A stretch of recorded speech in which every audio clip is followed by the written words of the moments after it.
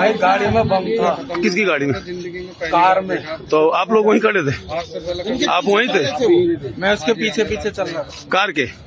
तो कितने लोग सवार थे उस गाड़ी में, कुछ पता चला? भाई होंगे 4-5, कई जने वैसे ही जल गए आसपास में जो थे वो फटे।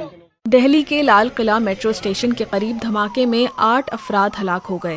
भारतीय दारुल हुकूमत में होने वाले इस धमाके के नतीजे में मुत्तादिद अफराद जख्मी भी हुए हैं। मकामी टीवी चैनल्स के मुताबिक धमाका मेट्रो स्टेशन के एक दरवाजे के करीब हुआ, जहां आग लगने के बाद कई गाड़ियों से धुआं और शोले उठते देखे गए। कुछ नहीं, हम ये देखे, लपट देखा, अपने छत से देखा, तभी मैं नीचे उतर के आया कि जरा देखूं कहाँ है क्या, और तो पता नहीं किसी तरह की कोई आवाज आपने सुनी? बम बहुत जोर आवाज आई, बिल्डिंग खिड़की हिल गई, खिड़की हिल गई।